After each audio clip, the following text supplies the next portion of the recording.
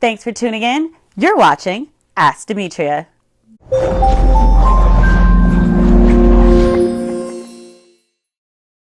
Hey Demetria, I've been with this guy for about 6 months. He's God-fearing, sexy, intelligent, hardworking, romantic, very charming. So he and I just celebrated our 6-month anniversary.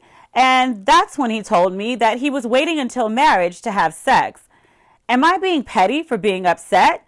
I feel like he should have told me way before 6 months, right?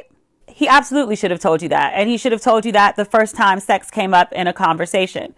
Do you remember there was this episode of Being Mary Jane? I think it was 3rd season. She was dating the Sheldon guy, and after they'd been going out for a while, he said that he didn't believe in marriage. He didn't want to live with a woman. He had very untraditional ideas. Mary Jane was like, look, this is something you should have said up front. You shouldn't have wasted my time because I don't have time for a fundamental shift. That's what your guy is asking for. It's a fundamental shift. The truth is that most people expect to have sex when they're in a relationship. Now, if you're one of those people that doesn't believe in having sex before marriage, that's absolutely fine. And I completely respect your values, but that's something you need to say up front so that the person you're dealing with knows what they're signing up for. What's curious to me is how you dated this guy for 6 months, haven't had sex, and you never asked, hey, what's going on? Or did you? And he lied to you. How important is sex to you?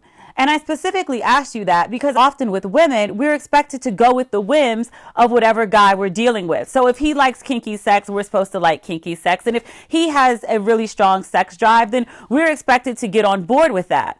Well, this guy isn't having sex, and you seem to have an issue with that. What are his boundaries around sex? Because people sometimes say like, oh, I don't have sex, but they really believe in everything but. So to be frank, what sort of pleasure is he willing to provide, if any? And what does he expect? Because sometimes I run into religious circles and guys will say things like, I don't believe in sex, but what they really mean is they're okay with getting head. They just feel God doesn't believe in fornication. So what are the boundaries here? He might not be willing to have sex, but he might be willing to have other kinds of sex, if you can read between the lines there. But don't try to force yourself into a situation that really isn't working for you just because the guy looks good on paper. I think a lot of women might tell you like, oh, he sounds amazing and you should just stick it out because you're never going to find another guy like that. There's kind of a reason that he has to be super amazing and super charming and super wonderful personality,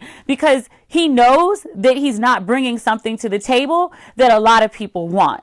I also have to point out, despite the great qualities that you assign to him, that he's dishonest. He lied by omission. Bottom line, if what you want is penis and he's not willing to provide it, are you okay with that? And if you're not okay with that, don't be afraid to walk away from this situation and this dishonest man.